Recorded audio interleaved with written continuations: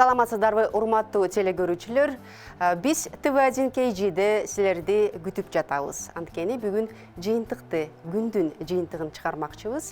Күндүн күндүн кечи деп аталат, бирок мен ойлойм биз аптанын да жыйынтыгын бүгүн чыгарышыбыз мүмкүн. Анткени биздин конокторда өтө маанилүү жана өтө кызыктуу.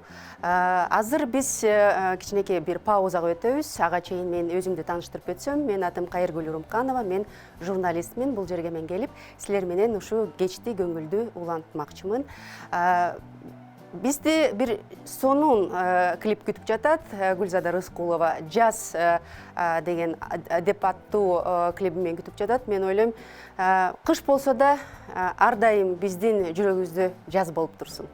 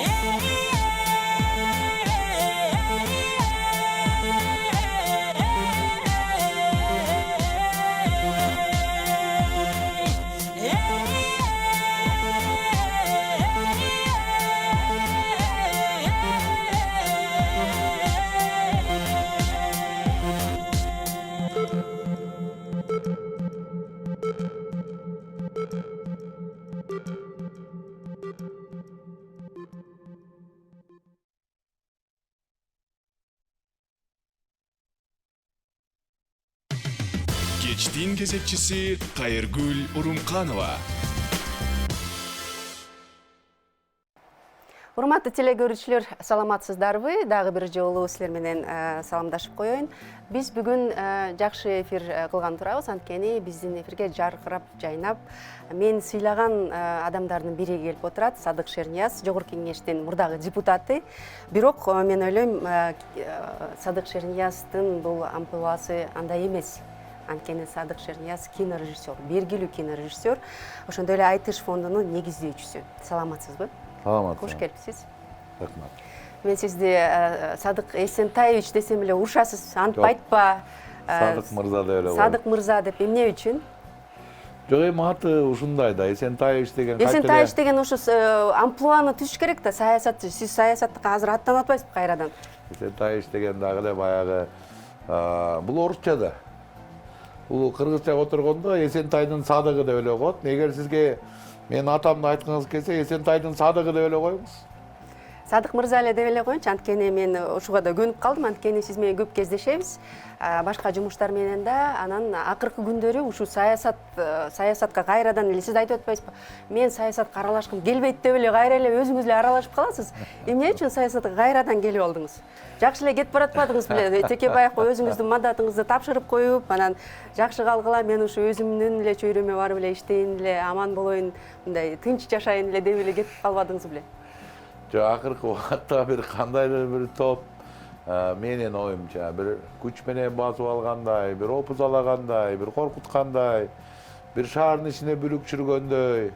Анан ошол кезде бир уккун келет экен бир саясатчы чыгып, ай мындай болсун, бул акыйкат, бул туура эмес деп айтабы деп күтөт экенсиң. Анан эле баардыгы баягы эле мурунтан эле жүргөн, мурунку президенттин тегерегинде, андан мурунку президенттин тегерегинде жүргөндөр эле кайта келип бул жакты да ороп алса, ойлонот экенсиң, бул эмне замана болуп атат, эмне замана. Анан эң негизгиси мындан коркот экенсиң. Бир кандайдыр бир күндөр өтөт, анан ошондо менин да урпагым айтса, чоң ата, аябай эле калыс акыйкат кишисиз, мына ушундай заман болуптур. Ошондо сиз чыгып эчтеке айтпапсыз го деген сөз оор тиеби деп ойлойм да мага. Оор тиеби. Чынында мен кызматты деги бир жактырбаган, бийликти жактырбаган. Бийлигим болсо менин мына мисалы бийлигим бар. Мен Америкада Asian World Film Festival'ın негиздөөчүсүмүн. Ошол жерге директор болуп олтуруп алсам деле, бер жагы ал фестиваль $700,000 $1 миллион чейин өтөт. Ошондой акча өтөт ошол фестивалдан. Анда ошол жакта отурат элем директор болуп. Болбосо бул жерде Айтыш фондум бар. Ал жакта дагы жакшы эле сумма каражаттын, Манас кинотеатрдын түшкөн каражаттын баары ошол Айтыш фондунда тегеренет. Жерде отурат элем директор болуп. Кыска метраждуу кино фестивалынын негиздөөчүсүмүн. Жерде отурат элем директор болуп. Айтыш фильмде отурат элем директор болуп. Мен бийликти сүйбөйм өзү негизи. Ошо билем да, сиз сүйбөйсүз, анан сүйлөгөндө да, сиз Жогорку Кеңеште отурганда да маңыздуу сүйлөчүсүз да, сиз мындай керек жерде эле сүйлөсөңүз сүйлөчүсүңүз, а мындай негизи алар менен иште кылган эмессиз да? Бийликти сүйбөйм, бирок эгер бир туура эмес коомдо болуп кетсе, коом иштер. Бирок ошол коомдон аттуу баштуу кишилер чыгып айтпаса, менин терең оюмда коом басынып калышы мүмкүн да. Ай, бирөө да чыгып айтып койгон жок деп коом таарынып калат. Коом деградация, депрессияга түшүп кетиши мүмкүн. Коом депрессияга түшүп кетсе, кайры андан депрессиядан чыгарыш үчүн билесизби канча энергия? Садык мырза, мен ойлойм, коом деградацияга эмес, депрессияга эмес, стресске түшкөнү качан? Сиз айтып атпайсызбы, мен ошо отуруп алып, анан ойлодум, мен болбосом, анан сен болбосоң, ушинтип отура беребизби деп. Негизи кайдыгерлик бул биздин жаныбызда жүргөн эле мындай сапат деп ойлойм, анткени биз 2-3 жыл эмес, канча жылдан бери кайдыгерлигибизди көрсөтүп жүрүп, мына азыркы ушундай абалга келип түштүк деп мен ойлойм. Кандай деп ойлойсуз? Туура. Биз азыр мындай билими бар деп коелу, ортозар билими бар адамдарбы. Биз көп нерсе мындайга өтүп алдык. Ой, биз жаныбызды багабыз баары бир. Калам жазып багабыз. папке көтөрүп багабыз, жакабыз ак болуп жаныбызды багабыз. Эми биз кара жумуш кылып карапайым кишилердей болуп кыйналып жатаптырбызбы? Не болсо ошо болсун деген позицияга да өтүп алдык мүмкүн деп ойлойм да. Койчу, мен баары өзүм жанымды багып берем.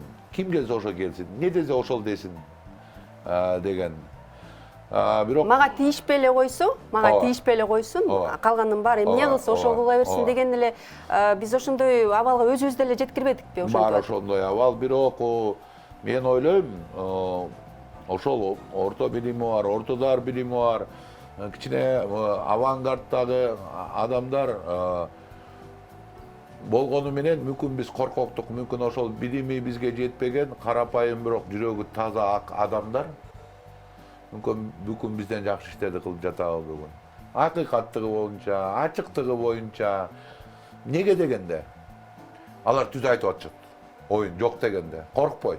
Көрдүңүзбү? Биз айта албайбыз түз оюбузду. Биз коркобуз. Кокуй биз балабызды кызматтан алып салбасын, эртең жумуштан дагы бир аракет кылбасын деп биз мындай алдыга карайбыз да. Мен оюмча ошо карапайым элдер алар түбөлүккө карап атат, акыйкаткачы. Жок дегенде алар оюн айтып атат. Акыйкатын айтып атат да, кыйкырып мүмкүн фанаттыкка берилип атабы. Бирок алар акыйкатын айтып атат. Мүмкүн ал туурабы, туура эмес, бул экинчи маселе. Алар жүрөгүнөн айтып атат. Биз жүрөктөн айтпай калдык. Биз ойлонуп калдык. Биз мунун эмне канча пайдасы бар бизге? Эртең күн кандай болот деген ойдо көбүрөөк ошол ой бизди коркоктукка алып барат. Негизи биздин коом коркок чын эле болуп калды. Коом эмес. Коомдо сиз айтып аткандай бар ошондой катмарчы. Бизге керектүү нерселердей мындай алганда алып алабыз. Бирок деген пайдаланып алабыз шарт менен, жанакы абал менен. Анан отуруп калабыз да. Анан жаманчылык бир жерде болуп атса, мейли болсо боло берсин, мага эле тийбесин. Жанакы Атамбаев деле отурганда деле көбүнчөсү отурбадыбы? Мейли конституциясын кабыл ала берсин. Главное бизге тийбесин деп коюп көбүнчөсү отурушпадыбы? Бирок анан конституция кабыл алынып калды. Анан дагы азыр ушундай процесстер болуп атат да. Бирок ошо учурга караганда азыркы учур кичине каталыраак болуп атат бийликке. Анткени бийлик жанакы ошондой болгон ыкманы азыр жүргүзө албай жатат да. Сиз да айтып атпайсызбы, коркок мындай кул мүнөз деп койсок болот да. Мындай саясатчылар эле болбосо, жөнөкөй адамдар мурдатан эле шилтеп койгон. Бул бийликке да негизи ушу биздин саясатчыларга да колун шилтеп өзүнүн мындай оокатын кылып эле жүрөт азыр деп ойлойм да. Эми эң коркунучтуу ошол болуп атат да. Эң коркунучтуу бул эл бийликке ишенбей калгандагы. Эң коркунучтуусу ушул да. Неге дегенде ишеним жок ооба. Ишеним жок. Бул мамлекет сазда турат деген сөз да. Сазда турат. Неге дегенде бизде баягы биз акча керек, тышкы инвесторлор деп, швейцариялыктар келсе, канадалыктар келсе, америкалыктар бир 200 миллион долларын көтөрүп келсе, төшөлүп, аларга баардык нерсени кылып берип атпайсызбы? Мен өзүмдүн оюмда мындай да, мына шаардын ичинде эле 10 миллиард, 20 миллиард доллар бар. Менин жеке оюм. Ошол ички инвесторлорду биз иштетсек, биздин экономикабыз дүркүрөп өсөт болчу да. Бербейт. Неге? Банкка бербейт, коркот эртең банк жары жок болуп кетип атат. Өкмөттүн баалуу кагаздарына бербейт, неге өкмөттүн алмашып кетип атат. Президентке ишенбейт, неге эртең президенти кубаланып кетип атат. Ошентип, булар эл азыр тыйынды эмнеге өткөздү? Анан көрөк, 3 этаж там салчы. Свадьбаны 200 эмес, 500 кишиге беребиз. Машинаны жаңысын алып келгенде минебиз. Байлары. Байлары бай болуп кетип атат. Кедей болгондон кедей болуп кетип атат. Ортодо жарака кадимкидей байкалып калды да. Бул опурталдуу. Коом үчүн опурталдуу. Алдыга басыш үчүн опурталдуу. Бизде президенттик башкаруу 4 жолу болду. Парламенттикте айткан менен президенттик башкаруу болду да эми туурабы? Атамбаев сону тастыктап койбоду, далил кылып, таш катамга баскандай. Мына ошол президенттик башкаруу бизди түбүскө жетип атат. Мен айтып атам. Койгула, болбойт экен бул кыргызга. Бирок уга турган киши жок. Баягы эл, угуп калган эл, алданган эл,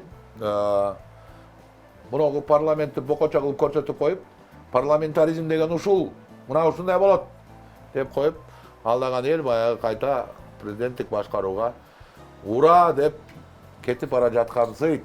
Ошо чын эле сиз айтып аткан жерде кичине бир эме бар да. Сиз айтпайсызбы, Атамбаев ушу президенттикке алып келди бизди. Президенттик башкаруу ушундай болот дегенге алып келди. Анан чимкириктер деп туруп, атка кондуруп туруп, ушу парламенттин жүзүн момундай көрдүңөрбү, ушундай көрүп алгыла, ушундай болгуча мага эле ишенгиле дегендеги алып келип койгон турбайбы анда, Бул өзүнөн өзү кыла турган нерсе негизи толук чөгөлөткөн парламент Атамбаев болду. Атамбаев, мындай айтканда, парламентти чөгөлөтүп, отургузуп берди да, тизеге кагып. Анча-мынча тиш көрсөтүп айткан Жанар Акаевге окшогон депутаттарды чыгара берди, фракциядан көрүп аттык. Өзүнчө Момбеков сыяктуу депутаттарды. Анан өзүнүн керек болсо фракциясына. Анан Чимкирик атка конду парламент, анын ичинен мен кондум, депутат болуп Чимкирик атка. Бул эми ыза боло турган нерсе да, чынында. Болбосо, андай болбошу керек болчу да. Эмне үчүн ошондо депутаттар ошого жол берди? 120 депутат бул килтеген мындай адамдар да, артында эли бар, депутат болуп келгенден кийин эли бар да. Анан депутаттар эмне үчүн ошондойго жол берди өзүлөр? Анткени президенттик башкаруу. Президенттик башкаруу болгондо анын бир колунда Ген прокуратура турат, бир колунда УКМК турат.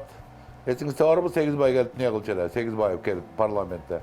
Сегизбаев кирип келгенде парламенттин жарымызынын жүрөктөрү оп колжуп, бүкүтүк болуп, сүйлөй албай, шилекейин жута албай калчу да, ордунан тура албай. Анткени эмне дейт? Камайбыз дейт. Иш козгойбуз дейт. Болду. Бизнесмен. Биздин дагы бир сорубуз, депутаттардын жарымыздан көбү бизнесмендер. Алар бир туура эмес сүйлөп койсо, эгер бизнесменди камап койсо, ал миллиондогон сом зыян тартат да, бир күндө эле. Анткени көп ишкерлер келишимди бузат, чет элдиктер ушундай деген эми өзүнүн жол жобосу бар да. Ошон үчүн бизнесмен эч убакта бийликке каршы сүйлөбөйт. Эч убакта сүйлөбөйт. Эми маселе, эмне үчүн бизнесмендер отурат тиякта? Ал байкуш шордуулар, эгер мен барып олтурбасам, менин бизнесимди ким коргойт деп олтурат. Демек, сот реформасы. Сотторду биз акыйкат кылмайынча, Кыргызстанда өнүгүү болбойт, таптакыр болбойт.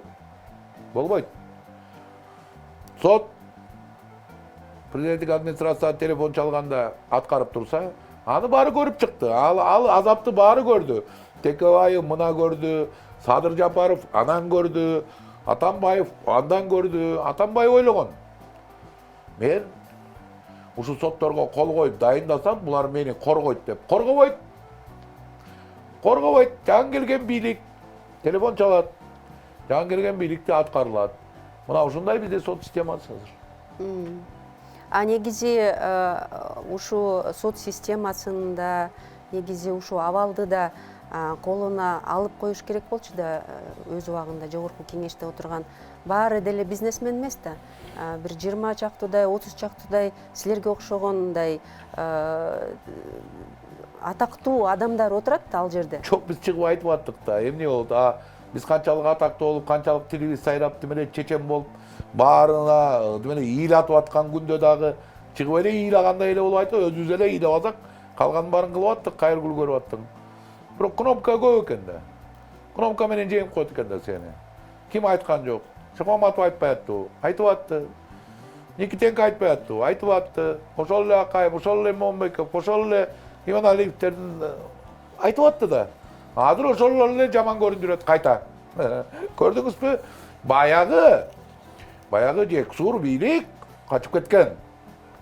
Акмактар. Азыр кимдин жанында? Ооба. Ой, бул таң калыштуу экен. Муну үйрөнүш керекпи, мен билбейм. Үйрөнүш керек болуп калды. Үйрөнбөй эле коюш керек го. Я. Үйрөнбөй эле коюш керек. Андайга үйрөнгүчө өзүңдүн бетиңди жоготкуча, өзүң авторитетиңди жоготкуча. Мына ушундай жашоодо жашап атабыз. Ооба, жөн эле отура Курган берген эл нубалы да. эл курап атпайбы? Курган эл мына ишенип, ошол тегеректи карабайт. Ошол эле мисалы бир райондун эли деп коелу да. Көрүп турат. Баягы кечөө жексур сатып алган партияларга иштеген адамдар бүгүн барып бул бийликке иштеп киришти. Азыр иштеп атышат. Ошону эл көрүп турат да. Бирок биз алдангандан алданып, шорлонгондон шорлонгонго көнүп калган экенбиз. Бекеринен биз деген аң сезим, маданият, билимди өстүрбөсөк, бул кайталана берчү дейт. Биз рекламага өтөлү, кичине тыныгуу жарыялай, андан кийин дагы бир сонун бир бөлүк өтөлү. Сиз сүйгөн саясат жана маданият. Урматтуу телекөрүүчүлөр, биз рекламага өтөөнүн алдында айтып кетерчи бир маалымат бар.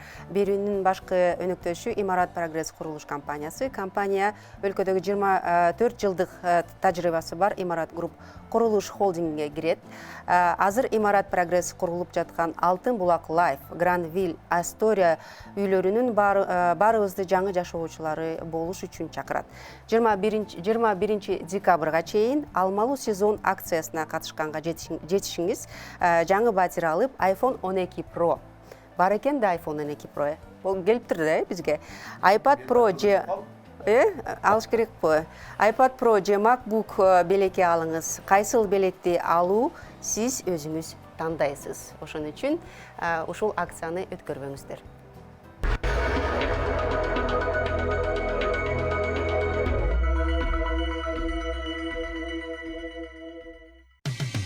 Кечтин кезекчиси Кайыргүл Урумканова. Урматтуу телекөрүүчүлөр, биздин эфирде иш күнүн кечи программасы уланып жатат. Биздин бүгүн коногубузда Садык Шернияз, белгилүү кинорежиссер, Жогорку Кеңештин мурдагы депутаты. Ушу биз башында сүйлөп атканда, биз кичине болсо да саясатты ала түштүк. Айтып кетсеңиз, азыркы ушу аптанын, эгерде аптанын жыйынтыгын чыгарсак, аптанын көп сүйлөгөн адамдардын бири сиз болдуңуз да? Мүмкүн. Анткени сиз көп жерде ар бир аянтчаларда өзүңүздүн үнүңүздү жеткирүүгө аракет кылып атасыз. Азыр айтып атасыз өзүңүздүн позицияңызды.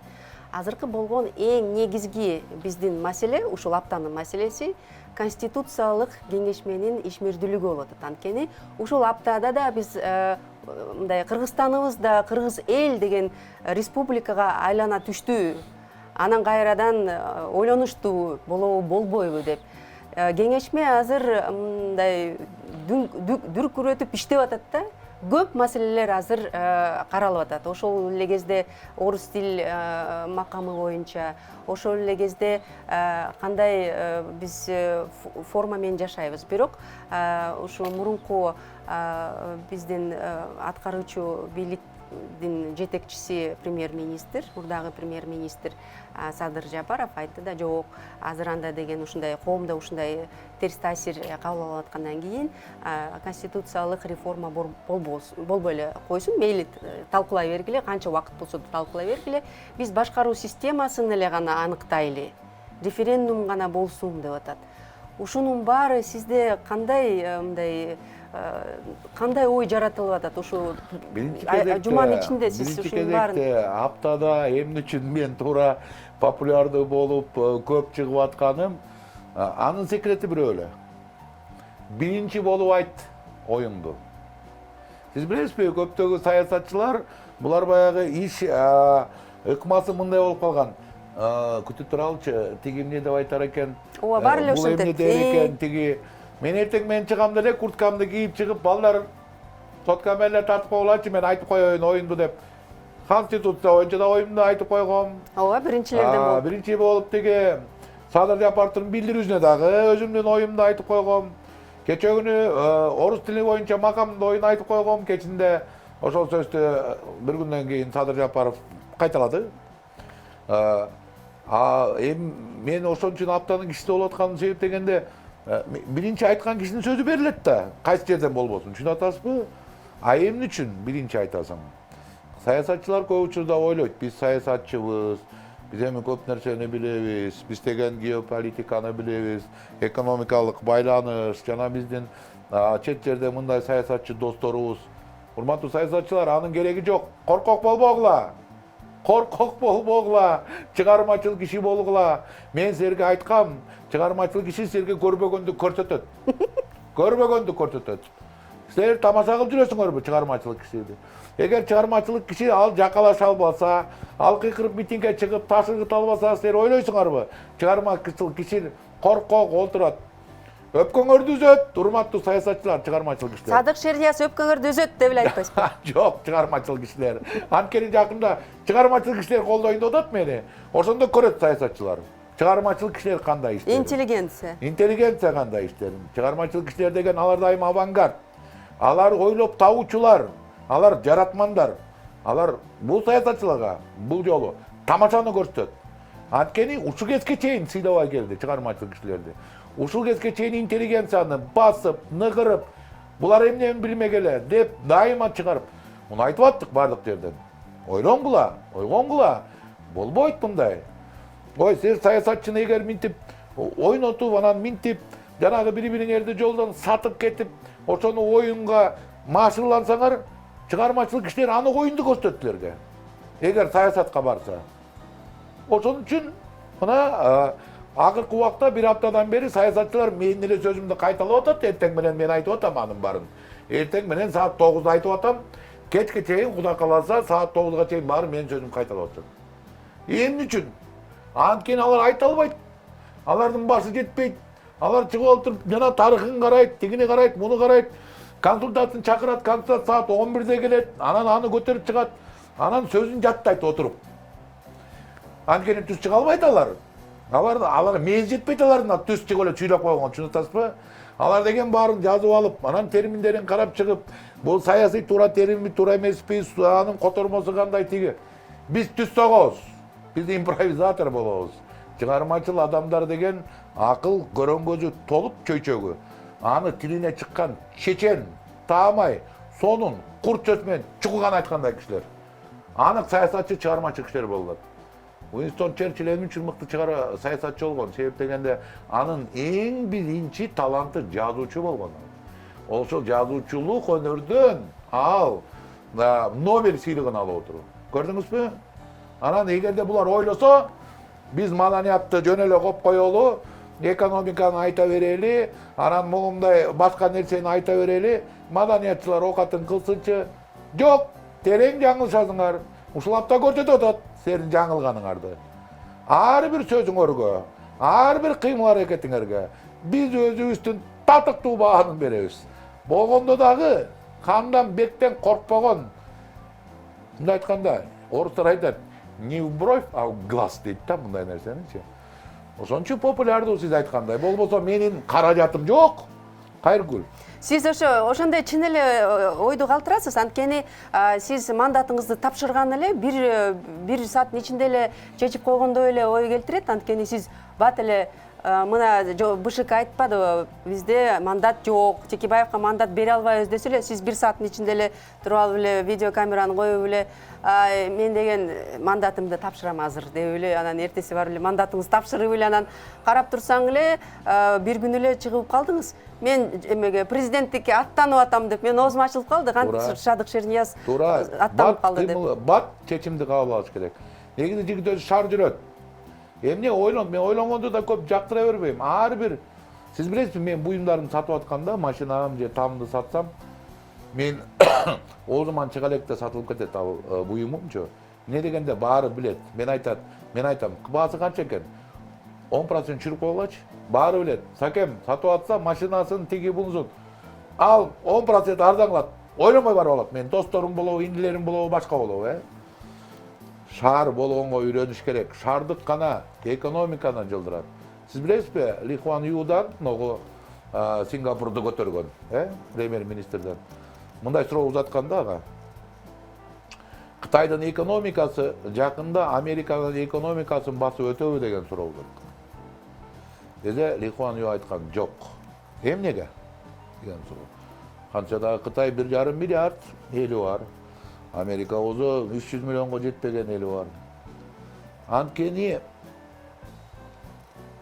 Америкада покупательная способность деп коет, сатып алуу мүмкүнчүлүгү, бир кыла өйдө деген. Кытайлар бул тарыхый менталитети боюнча акчасын жастыктын астына кармап жатканды жакшы көрөт деп. Катып. А америкалыктар жаңы чыккан буюмду шар сатып алышат. Жаңы чыккан буюмду көргүзү келет. Жаңы чыккан буюмду кармалап, аны текшерип, аны менен иштетип, анан ошодон мындай айтканда машырланып кубат алат да. Мындай нация алдыга кетет. А бизде көбүнчө, бизде дагы ошол менталитет бар.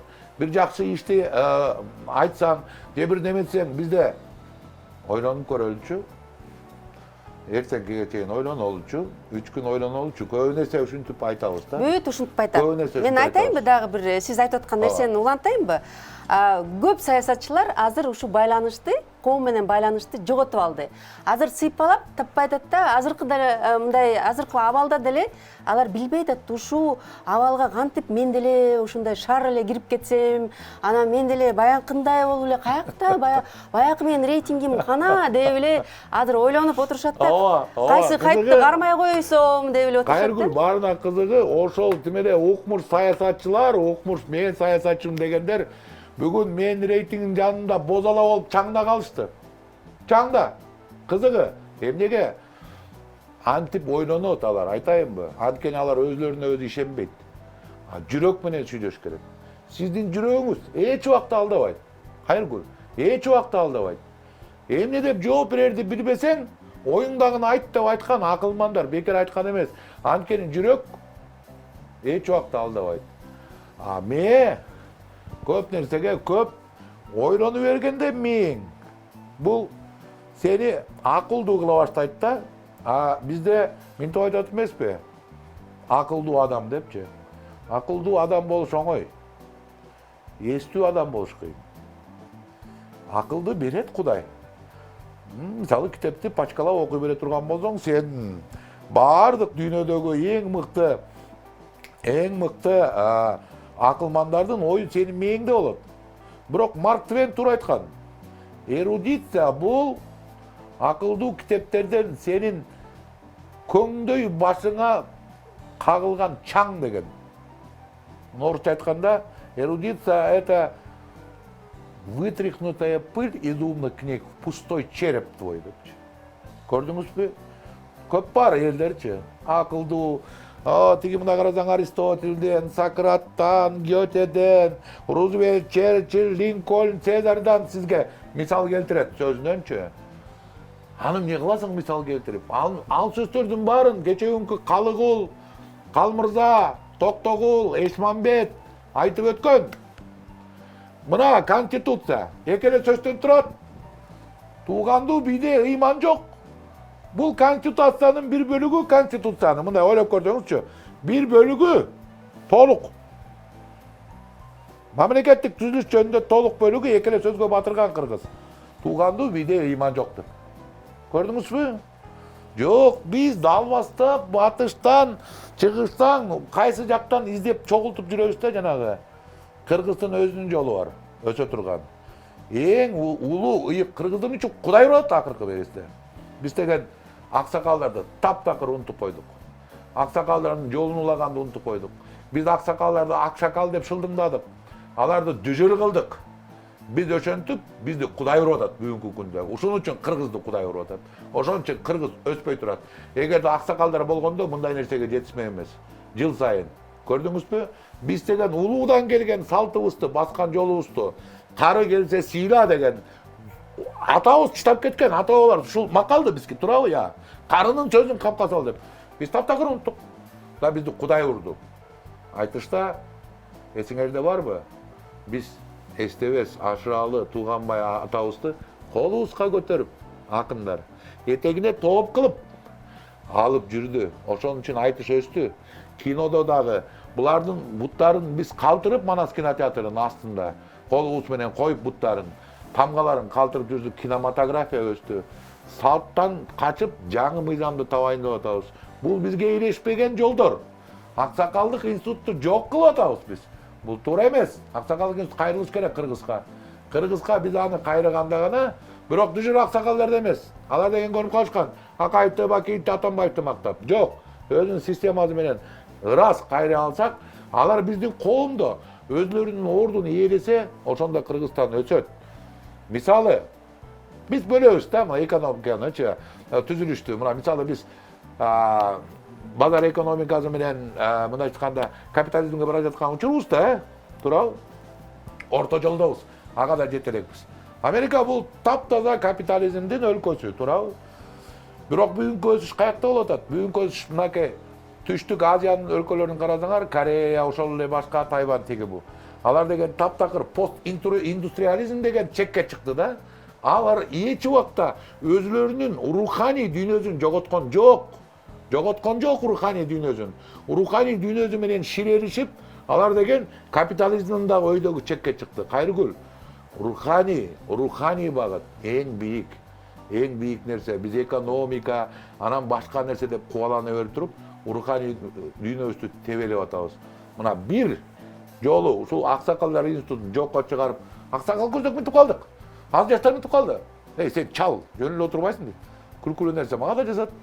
Сен чал, жөн эле отурбайсың. Мен жазып койдум. Сизге да жазабыз. Садырыңардан жашмын мен керек болсо депчи. Чалга чейин сизге дагы көп го? Жок. Кызыгы, кайкап көрсөм, Садыр мырза менен бир жаш улуу экен да. Ана мен анын астына жазып койдум.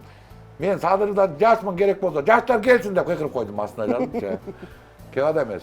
Кеп биз өкүнүчтүүсү, биз өзүбүздүн улуу жол бар болсо, мен бул архаикалык жака басым жасап айтып аткан жокмун. Ойлобогула, бир архаикалык жол эмес.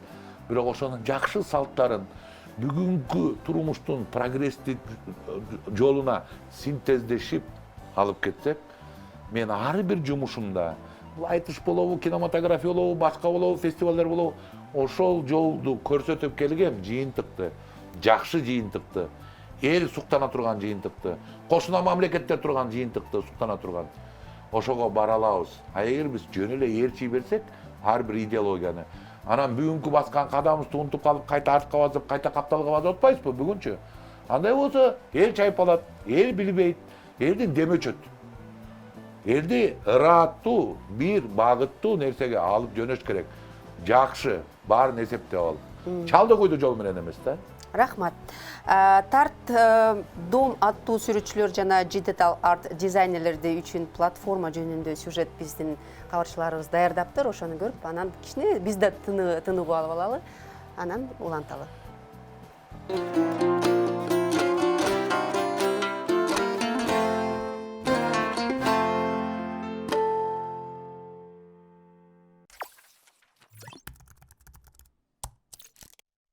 Акыркы күндөрү жакшы жаңылыктар жок болчу, бирок бүгүн эң сонун жакшы жаңылык. Бул жаңылык сүрөтчүлөр үчүн. Бул жерде Тартдом креативдик үйү сиздер үчүн жакшынакай жерди ачып бермекчи. Ошондуктан Адилет Каиров бүгүнкү сюжетте айтып бермекчибиз.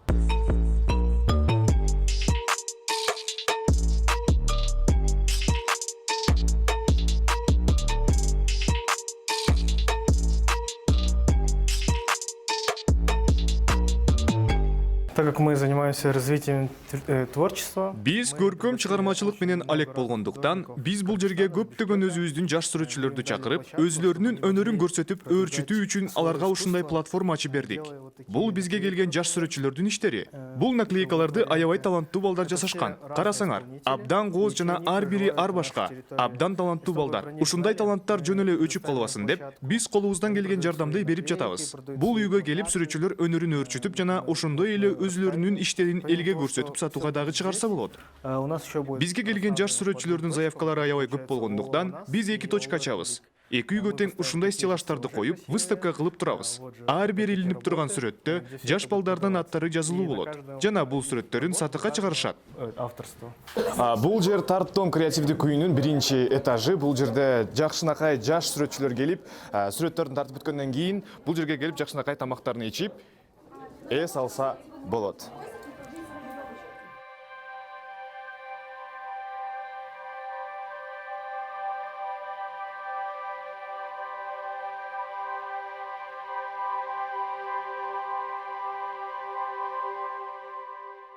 Мынакей урматтуу достор, биз Тарттон креативдик үйүнүн экинчи этажына келип отурабыз. Бул жерде уже жыттанып баштады, баягы чыгармачылык деген жыт.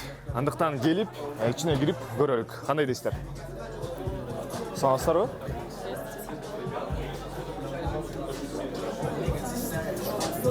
Мынакей Бишкектин чыгармачыл жаштарынын баары ушул жерге чогулуптур.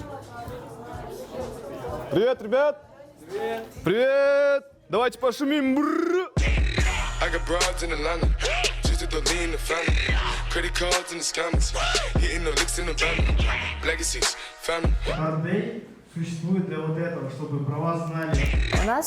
Биздин эң бакшы максатыбыз Кыргызстандагы digital art багытын өнүктүрүү. Эң кубанычтуусу Кыргызстанда IT багыт аябай өнүгүп бара жатат. Ошондуктан көркөм сүрөт-өнөрү дагы жаңы багытка чыгыш керек деп чечтик. Башкача айтканда, көркөм сүрөт-өнөрүн digital art багытына буруп цифрлаштырдык. Бул багыт азыркы заманга аябай керектүү. Анткени көп маркетинг жана реклама жагына керектелет. Бизде digital art сүрөтчүлөрү бар, бирок алардын көбүнчөсү өзүнчө эле иштеп жүрүшөт, фриланс аркылуу. Ошондуктан биздин оюбузча ушул таланттуу сүрөтчүлөрдүн баарын чогултуп, бир компания түзсөк деген ойдобуз. Как бы так. Тарттон креативдик үйүнүн уюштуруучулары бул жерде өздөрүнүн баягы кийимдерин сатат экен. Орусча айтканда мерч деп коет. Бул жерде көрүңүздөрбү? Коркпойм деген жазуу. Бул коркпойм деген жазуу эмнени түшүндүрөт? Уюштуруучулардын айтымы боюнча, ар бир сүрөтчү, ар бир чыгармачыл киши өзүнүн чыгармачылыгын көрсөткөнгө коркпош керек. Андыктан сиздер дагы коркпоңуздар.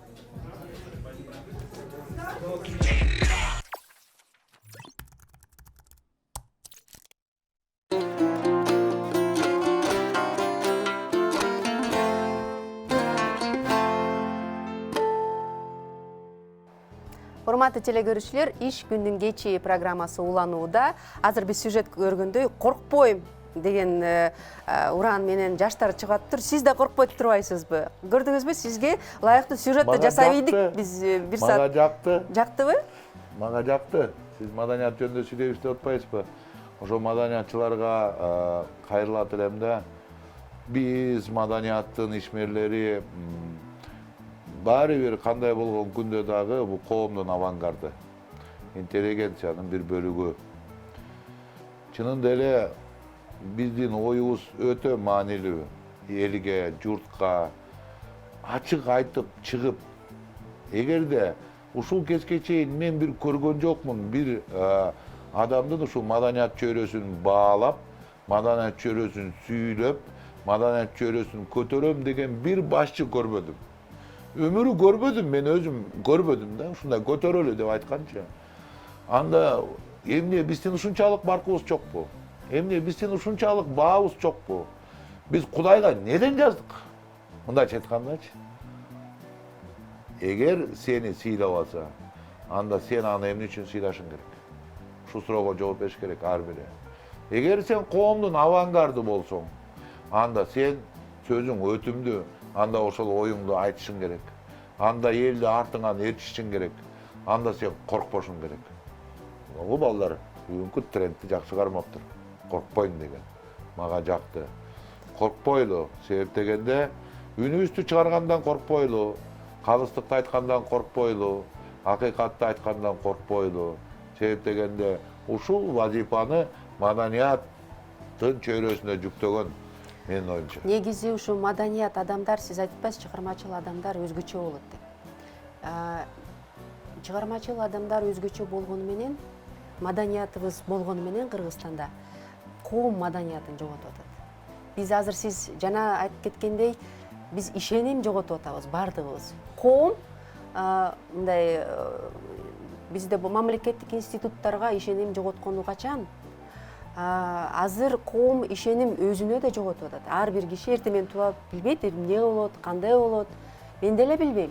Мен деле чыгармачыл адам деп мен өзүмдү эсептейм, бирок мен келечегим, менин ушу балдарым келечеги кичине мындай көрүнбөй турат мага деле. Анан негизи ушу коомго күч бере турган адамдар Силер да маданияттын туу чокусуна чыккан, силер деле иликтеген, эмне деген иштерди силер жасаган жоксуңар ушу Кыргызстанда? Жанагы Курман Жандатка тасмасы деле бул биздин ушу кыргыздын маданиятын көрсөткөн, жана кыргыздын тарыхын көрсөткөн тасма болгон да. Биздин аң сезимибизди мындай ойготкон тасма болгон да. Ойготкулачы, эмне үчүн биздин коом азыр ойгонбой атат? Эмне үчүн биз азыр кайра эле жетеленип эле жанакы саясатчылардын артынан эле сүйрөлүп кетип баратабыз? Жалпы коомдун психологиясы, мен ойлойм да, жалпы коом бир сыйкырчыны күтөт окшойт деп койдум да. Мен эми өзүмчө анализ жасайм да жатып. Ал сыйкырчы келсе, анан таягы менен минтип койсо, сенин жашооң оңолуп калса. Болбойт андай. Эми ошондой болуп атат да, мисалы мына Акаевдин тушунда биз ушунчалык эргип шайладык да Акаевди. Анан кубаладык кайта. Анан Бакиевди шайладык. Кыйкырып шайладык. Міне үнүбүз үзүлүп, артына түшүп, чуркап, этегине тооп кылып шайладык. Анан кубаладык. Кубаладык. Атамбаевди эми койчуңуз. Түрмөгө отурат. Сооронбай Жээнбековди алдына мөөнөтүнөн мурун кетти.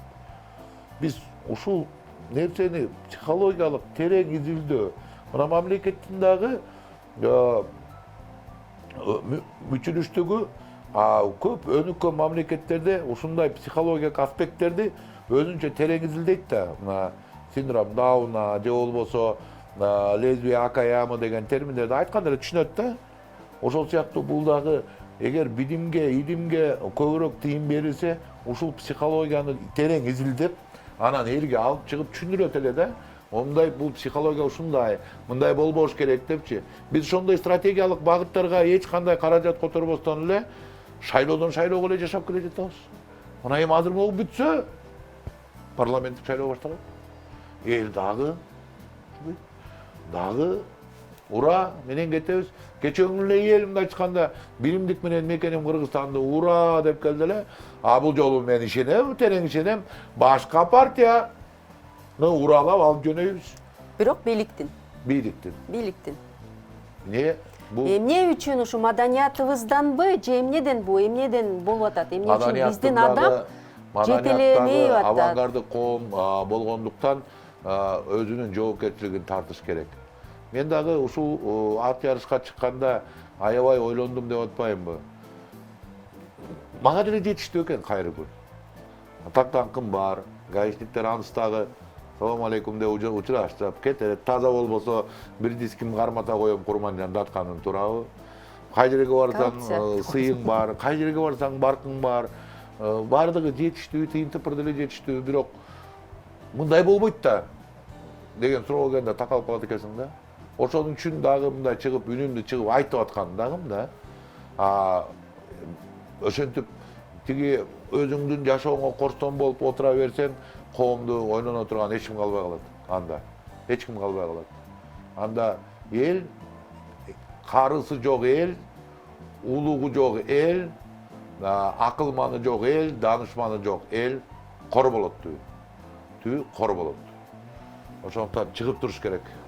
Коомдун интеллигенциянын, акылдын өкүлдөрү чыгып туруш керек, айтып көрүшүп туруш керек. Бул жок дегенде Сиздин үнүңүз жетип атабы ошондо?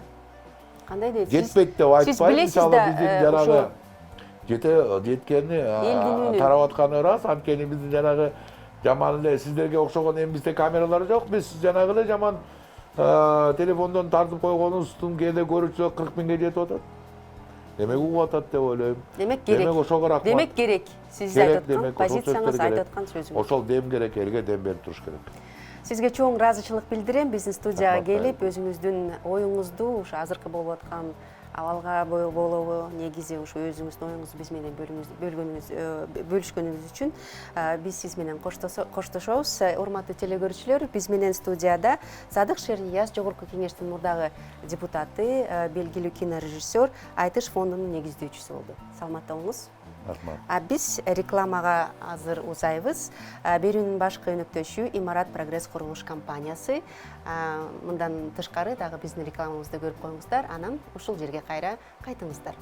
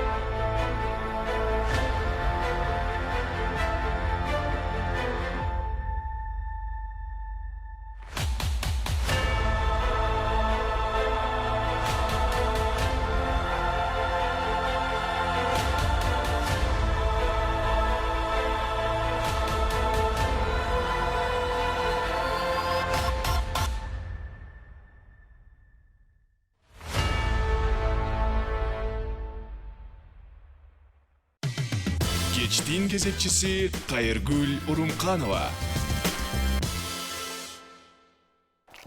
Урматтуу телекөрүүчүлөр, иш күндүн кечи уланууда.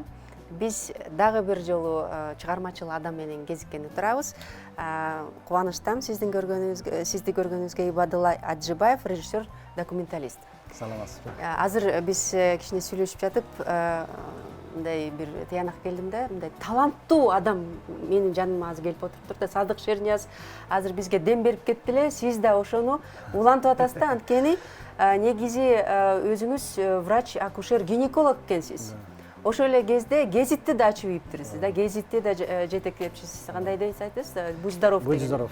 Андан тышкары азыр мугалим деген тасманы сиз тартыптырсыз. Эл көрө элек болсо да, бирок бардык фестивалдар, 3-4 фестивалдардан силер утуп келиптирсиңер. Азыр ошо боюнча биз кичине болсо да тасманы көрөлү, анан сизге өтсөк, Макул. Тасманы көрсөк.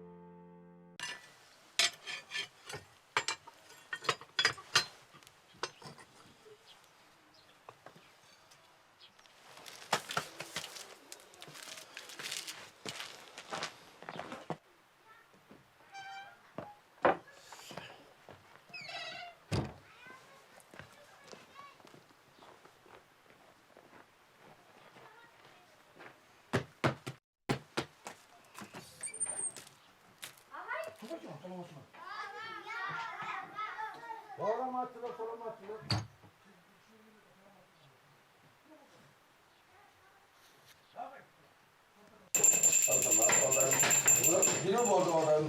Beni soğuk başlayız. Ana, salamazsınlar mı? Salamazsınlar. Ana, bağırdığımızın neden başlayız? Giyiminde ne? Giyiminde de iş bulan tut. Şimdi başladık. Aferin.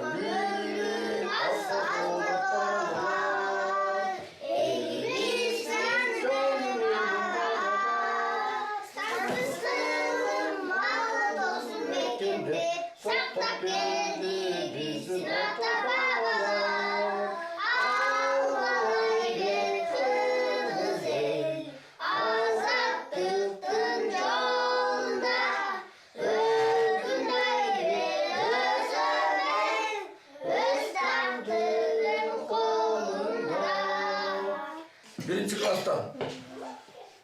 Almas Bey Ulaskan.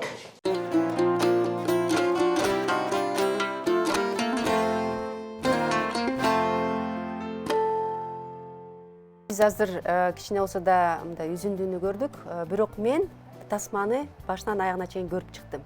Мага ушундай мүмкүнчүлүк берилди, анткени бүгүн ушу эфирге даярданып атып мен көргөнгө мүмкүнчүлүк алдым. Көп чоң прокатка чыга элек экен, бирок мындай кинофестивалдарда катышып жатыптыр да ушу фильм.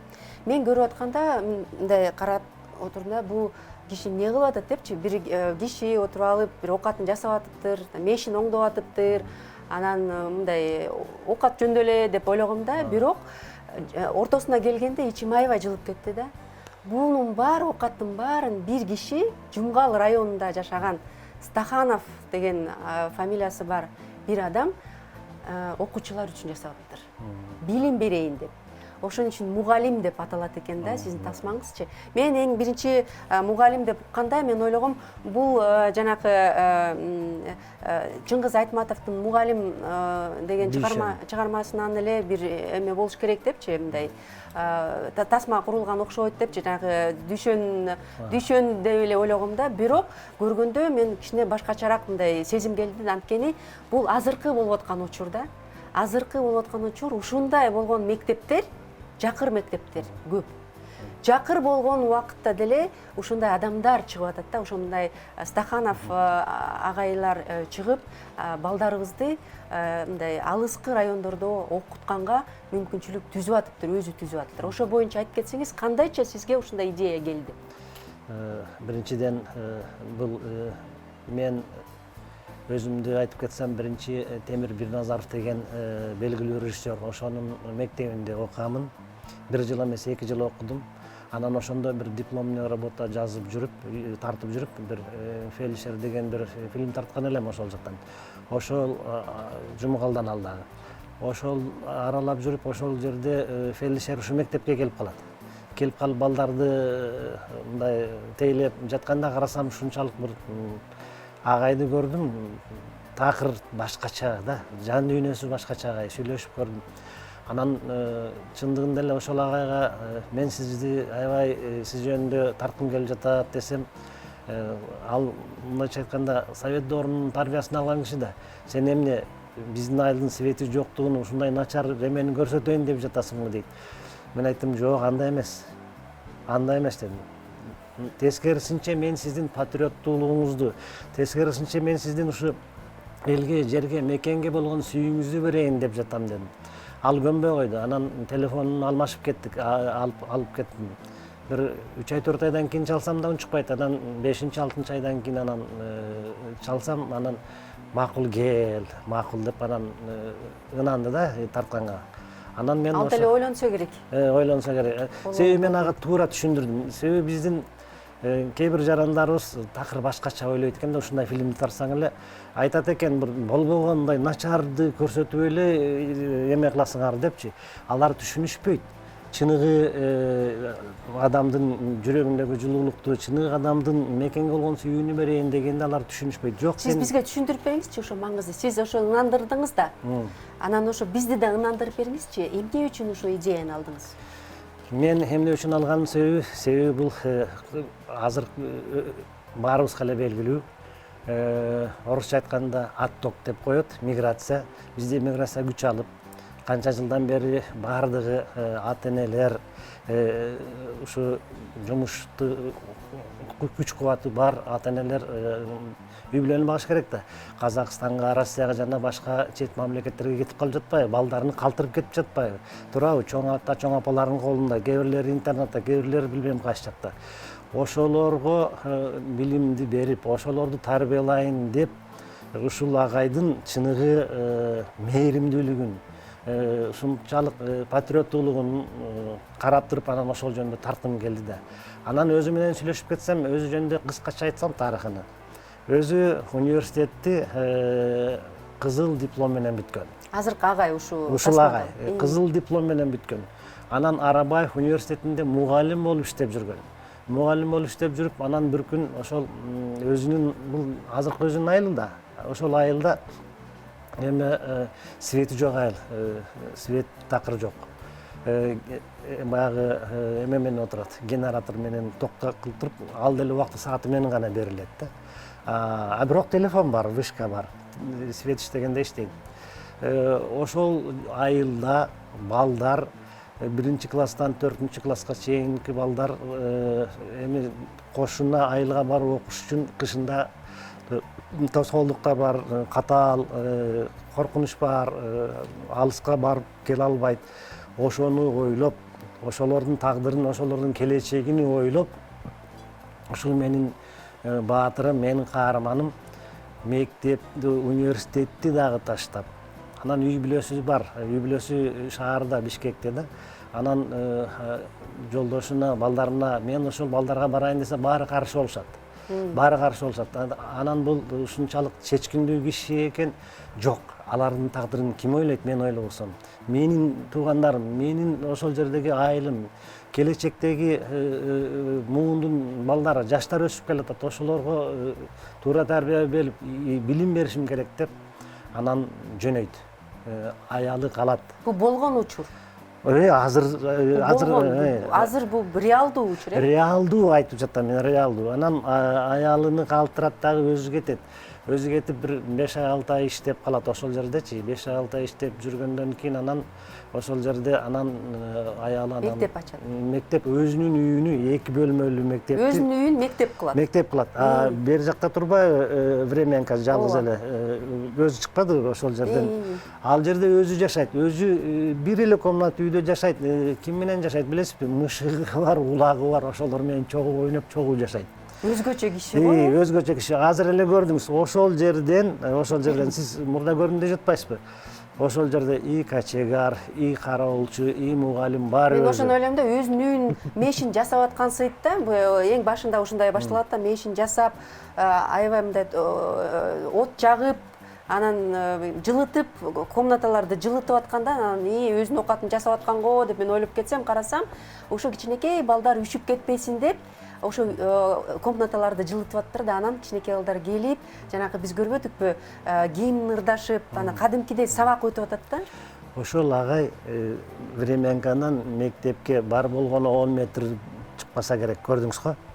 Ошол жумушту кылганда баягы рабочий кийим менен эле жүрөт дагы, сабакка барганда көрдүңүз го? Кийинип, галстукту тагып, колуна портфелди алып, мектепке кирип, класска кирип, ошол балдар менен саламдашканда да эң биринчи кыргыздын гимни менен баштайт сабакты. Гимн менен баштап, анан 4 класс, 1-класстан 4-класска чейин ким бар ким жоктугун жоктоп, анан ошолорго билим берип келе жатат да. Азыркы замандын баатыры десек, мен жаңылбайм да. Эмне үчүн биз бул киши жөнүндө билбептирбиз да? Мындай сиз аны ачып берген турбайсызбы? Бул чоң прокатка бериш керек го деп ойлойм бул фильмди. Эме фестивалдардын талабы бар. Фестивалдардын талабы 2 жылга чейин сенин фильмиңди театрларга же телевиденияга бербешиң керек да. Мен фестивалдарга катышып жүрөм. Бул 6 жолу эң биринчи гран-при дейбизби же мыкты эң биринчи призди 6 призди алды, гран-прини алды. 15-тен ашуун дипломду алды. Германиядан эң мыкты призди алды, Россиядан, Казандан алды, Кавказдан алды, анан бир дүйнөдөн алды. Кыргызстандын өзүндө Кыргызстан кыска метраждуу фильмдер фестивалынан алды. Жакында эле азыр бир жумадан өтүп калды го. Турциядагы бүткүл түрк дүйнөсү боюнча дагы главный призди алды. Силер дагы каармандарын жакшы таптырсыңар, кичинекей балдар, мурдунан мындай агып атса деле туруп ошол жакта окуп аткан, анан деген агайды күтүп турганы да аябай ишти жылдат экен да. Ушу биздин балдар чын эле баары эле айылда ушундай да. Анан баарын эле ушу билимге болгон мындай мүмкүнчүлүгү деле чектелүү да. Билимге умтулушу мүмкүн, бирок ошол эле айылда жок болушу мүмкүн ошо мектептер. Анан алыскы айылдарга барганга мүмкүнчүлүк жок. Ошон үчүн көп биздин кичинекей бөбөктөр билим ала алышпайт да. Сиз чын эле негизги биздин азыркы абалдагы биздин Кыргызстанда болуп аткан мындай чоң бир кризистин маңызын ачып бериптирсиз да. Билимибиз биздики аз, анткени билимге көп мындай тоолуу райондордо биздин балдардын билим алганга мүмкүнчүлүгү аз да. Бул фестивалдардын ушунчалык таасири күчтүү экен. Мен бир дүйнө фестивалына аябай чоң ыраазычылыгымды билдирем. Ошо бир дүйнө фестивалына катышып, ошол жерде эң биринчи башкы байгени алды да. Ошол жерден көрүнгөндөн кийин ушул агайга, Стаханов Токтожумага, президент мурдагы президентибиз аркылуу ошол Жээнбеков аркылуу эмгек сиңирген мугалимди берди. Азыр болсо ошол мектепке автобус бериптир. Ошо кошуна айылга чоң балдарды ошол менен жеткирип турганга. Мен телефон менен сүйлөштүм, бир 3 күн мурда сүйлөштүм да. Бирок дагы эле 1-класстан 4-класстарды өзүм эле окутуп жатам, бербей жатам, чоң класстарды ошол автобус менен деп. Көрдүңүзбү бул фильмдин таасирини? Бул фильмдин таасири кандай? Аны дагы кыргызстандыктар көрө эле, кыргызстандыктар көрсө аябай кубанат болуш керек, ушундай адамдар бар экен бизде деп, Мүмкүн. Сиз кандай ойлойсуз негизи ушу вообще негизи ушул адамды сиз өзүңүз кандай таптыңыз, өзүңүз үчүн кандай ачтыңыз? Мен өзүм үчүн ачканым, мен өзүм чындыгында өзүм кесибим боюнча айтып кетсем биринчи. Мен өзүм врач, онкогинеколог, радиологмун. Институт онкологияда ошол аялдардын рак дарты менен жабыркаган ооруларды айыктырып дарылап жүрдүм. Анан өзүм ошолорду аялдарды дарылап жүрүп, аялдардын ички дүйнөсүнүн психологиясын билип ошолорду дарылаш үчүн университетке тапшырдым. Психология факультетинде. Ошол жерде психологияны бүттүм, 3 жыл окудум. Темам мындай болчу: психологическая адаптация страдающих женщин онкогинекологическими заболеваниями депчи. Бул ошондо адамдын жан дүйнөсүгө кызыга баштайт экенсиң да психолог болгондучу. Анан мен институт ал жерден врач болуп иштеп жүрүп пенсияга чыккандан кийин Темир Биназаровдун колунда окуп калбадым да. Окуп калгандан кийин анан ошол жерден дипломный иш жумушумду фильм тартып жүрүп, анан ошондо карадым да. Ушундай жан дүйнөсү башка, ушунчалык ошондой киши менен жолугуп, анан ошол кишини ынандырдым да. Себеби бул деген бизде сабак болуш керек. Кимге сабак болуш керек? Мында биздин жаштарга, биздин мугалимдерге. Себеби ал мугалим өзү деле айтып жатат. Айылдарга, элетке эч ким барбайт, эч ким келбейт. Бардыгы эле шаарда калып, шаарда иштегиси келет, жолусун чет мамлекетке кеткиси келет да. А келечекти муунду ким ойлойт? Туурабы? Келечек муунду ойлоп, бардыгын таштап, университеттеги мугалимдик жумушуну таштап, анан ошо элетке айылга барып эмгектенген бул өзүнчө бир эрдик да. Анан аялы бардыбы анан? Аялы анан барды, аялы барды. Үй бүлөсү анан ошо кабыл алдыбы ушул чечимди? Айла жок, кабыл алышты да. Себеби бул мугалим мындай сүймөнчүк болуп калды. Анан өзүңдү алып барганы да жакшы экен, э? Сиз айтып атпайсызбы, бул өзүнүн үйү, өзүнүн үйүнүн экиге бөлүп койгон. Бир комнатасында өзү жашаса, 2 комнатасын ушу кичинекей бөбөктөргө берип, ошол жерде окутат экен. Бирок карабайсызбы, өзүнүн үйүнөн жанакынтип окат жасап жүрүп, ар кайсынын баарын жасап жүрүп, анан кирип, ошол жактан костюм шым кийип, кадимкидей галстук кийип, анан чыгып, берки бөлмөгө киргени деле өзгөчө мындай таасир калтырат экен.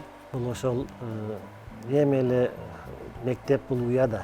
Ошол уядан учканга чейин ошо балдар ошол маданияттуулукту, ошол мындай сыпатты алып калсын деп жатпайбы?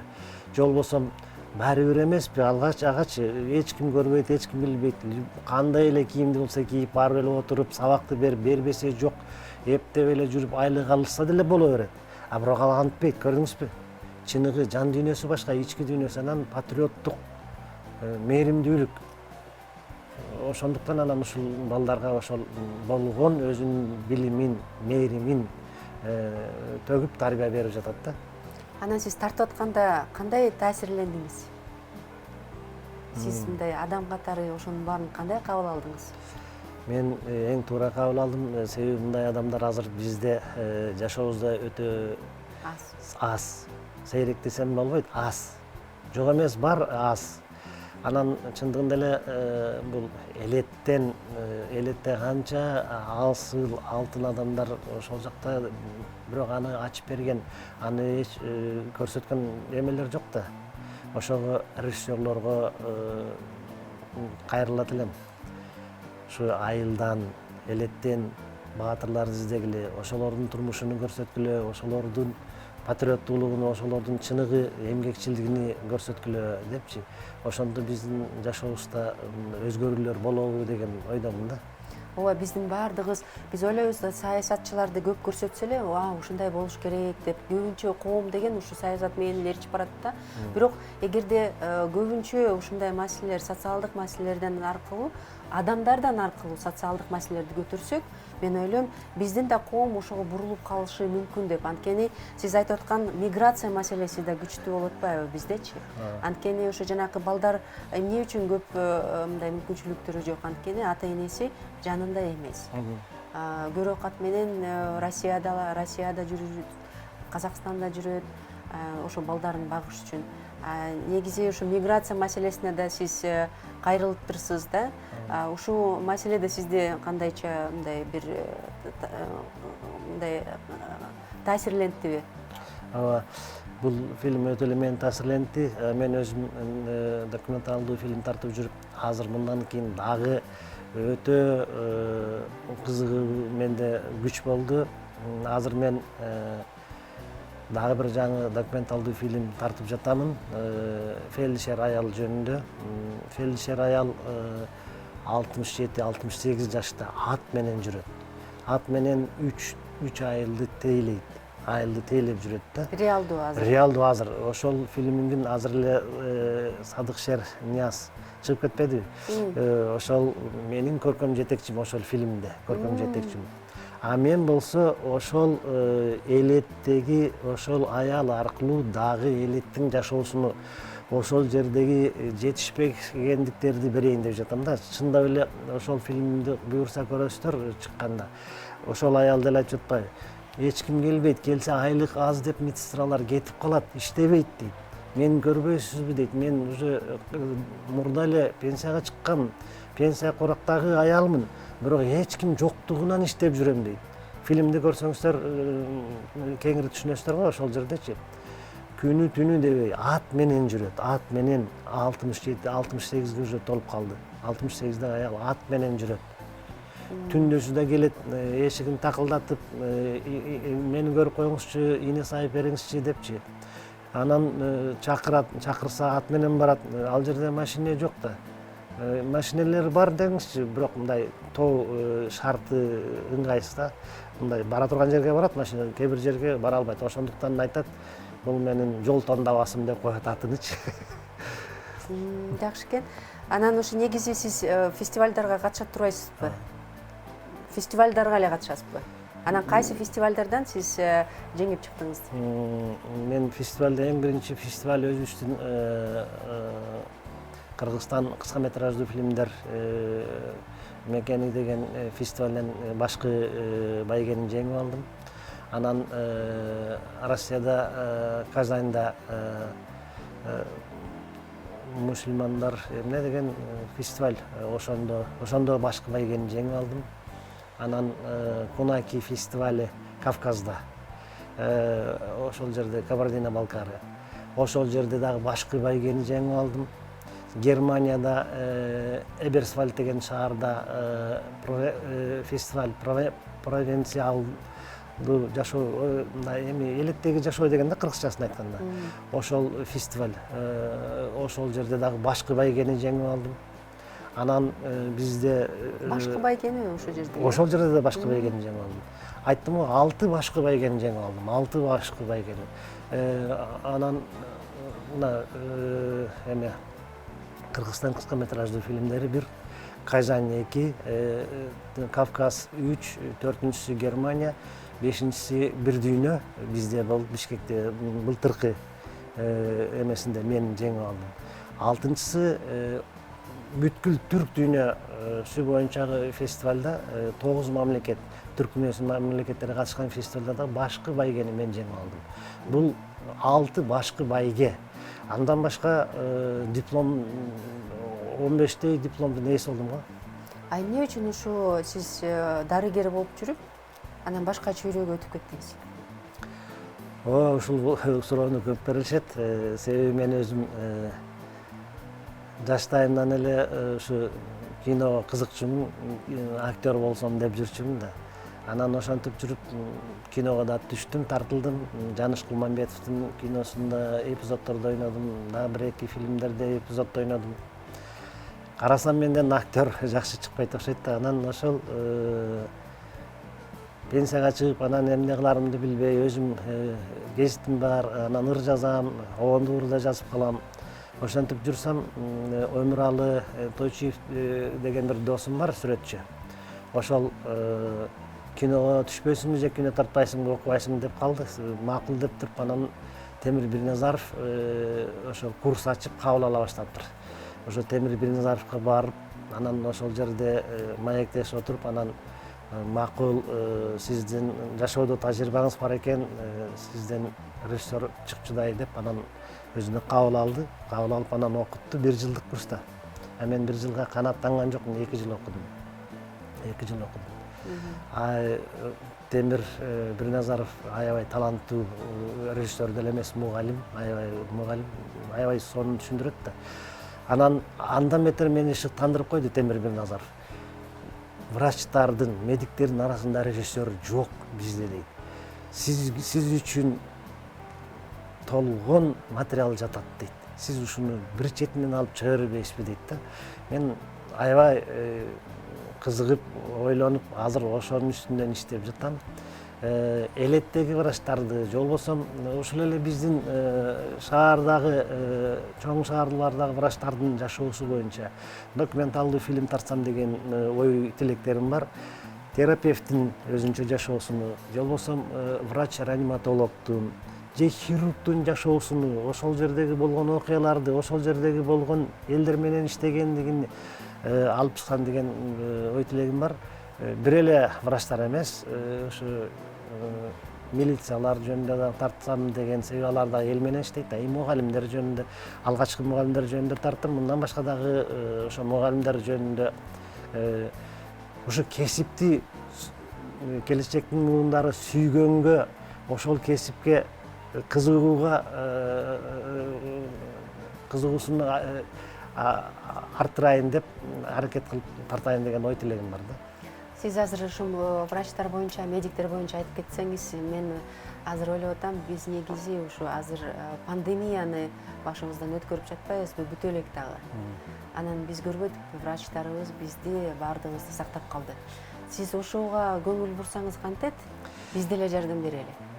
Жардам берсеңиздер аябай жакшы болот. Анткени көп да ошондой сизге азыр бизге мындай кичине мугалим тууралуу бир кишинин мындай тарыхын айтып бербедиңизби? Ал чын эле таасирлентет. Эгерде биздин кыргызстандыктар көргөндө чын эле таасирленет болуш керек, анткени бул биздин адам тууралуу болуп атпайбы, тасмачы. Анан ушу пандемиядан баарыбыз өтпөдүкпү? Анан врачтарыбыз бизди баардыгыбызды сактап калды десек болот. Ошондой бир жакшынакай бир мындай тарыхты таап, ошондой врачты таап тартып көрбөйсүзбү? Мен азырынча сыр боюнча турду эле, эми суроо бердиңиз, ача берейин. Пандемиянын ушунчалык орусча айтканда разгар учурунда тарта баштадым пандемияны. Июньдарда тарттым. Көчөдө эч ким жок. Оператор жигит, өзү режиссер оператор Аман Ажымат деген тоже белгилүү режиссер жигит. Ошол экөөбүз тарта баштадык. Шаардын ичинде көчөдө эч ким жок. Тып-тынч. Бирин серин машина өтөт, кол көтөрсөк эч ким албайт, жөө басып жүрүп тарттык Бишкек боюнча. Анан мен ойлодум, аман бир эле Бишкекте болгон жок да бул пандемия. Бүт Кыргызстаныбызда болду. Баардык облустарга барып тартып келбейли десем, макул байке деп калды. Анан тияка кантип чыгабыз? Бүт жакта карантин, бүт жакта жол жабык. Ошондуктан анан саламаттык сактоо министрлигине бардым дагы. Бизге уруксат бериңиз, биз ушул тартып жатабыз, жолго бизге тоскоолдук болбой, жолдон өткөрсүн, карантинден өткөрсүн десек, бизге жазып берди. Справка дейбизби, эмне дейбиз, жазып берди. Анан ошону пропуск жазып берди. Ошо пропуск менен Ысык көлдү барып тартып келдик. Нарынды, Ат башыны тартып келдик. Ноокатты, Ошту тарттык, Жалал-Абадты, Сузакты тартып келдик. Тасма болчу экен. Бул азырынча монтаж боло элек, материалдардын баарын топтодук, дагы эле чыгып жатпайбы, дагы эле болуп жатпайбы.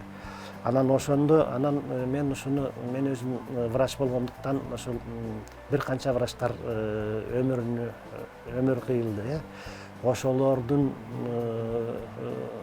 арбагына багыштап ушул фильмди ошолорго арнап бир чыгарайын деген өзүмдүн тилегим бар да. Материал бардыгы бар. Кемчилиги болсо дагы эле азыр пандемия жүрүп жатат, билесиз. Ошондо дагы эле болсо тартып чыгарайын дейм да. Бул жалпы пандемия боюнча. Анан жанагы сиз айткан бир жеке врачты болсо, анын үчүн мен ошол кесипти сүйүш үчүн же көз доктурду алышым керек, же лор врачты алышым керек, же педиатрды алышым керек. Бул да болсо менин оюмда бар. Сизге чоң ыраазычылык билдирем. Аябай чоң иш жасап атырсыз. Ийгилик. Бизге ушул жерге келип берип, өзүңүздүн ишмердигиңизди айтып берип, мен чын эле таасирлендим. Анткени жанакы көргөн мугалим деген тасмаңыз аябай жакшы экен, ушу билим жөнүндө экен, бизге керек деп ойлойм. Рахмат сизге. Рахмат Урматтуу телегөрүүчүлөр, биз менен Ибадулла Аджыбаев режиссер документалист болду. Биз рекламага узайбыз. Берүүнүн башкы өнөктөшү Имарат Прогресс курулуш компаниясы.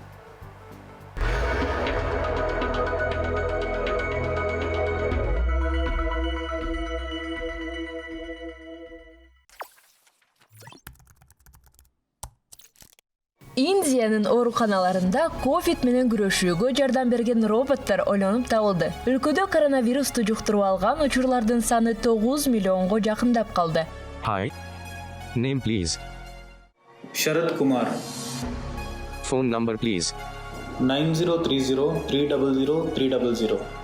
Let me check. Айрым ооруканалар бейтаптарды жакындары менен байланыштыруу жана кызыл зоналардагы медициналык кызматкерлерге жардам берүү үчүн роботторду колдоно башташты. Жергиликтүү Inventa Robotics компаниясы дезинфекциялоодон баштап бейтаптардын суроолоруна жооп берүүгө жана дарыгерлер менен видео консультацияларды өткөрүүгө чейинки ар кандай жумуштарды аткарган 3 роботту иштеп чыккан. Эң популярдуу модель хинди тилинен которгондо DOS дегенди билдирген Mitra деп аталган. Анын баасы болжол менен $10,000 түзөт. Бетти таануу технологиясын колдонуп, электрондук жардамчы өзү менен мамиле түзгөн бейтаптардын аттарын эстей алат. Робот оорукананын айланасында өз алдынча жүрүп, бейтаптарга үй бүлө мүчөлөрү жана дарыгерлер менен камералар жана төшкө орнотулган видео экран аркылуу байланышууга жардам берет. Hi. Name please.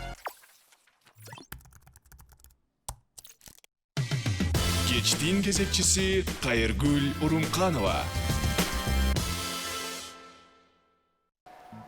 Урматтуу телегөрүүчүлөр, иш күндүн кечи уланууда биздин эфирибизде дагы бир конок Назгүл Турдубекова, баланын укугун коргоочулар лигасынын директору. Мындан тышкары дагы көп нерсе биздин ушу коомдо болуп аткан биздин көп проекттерге да катышып жатышат.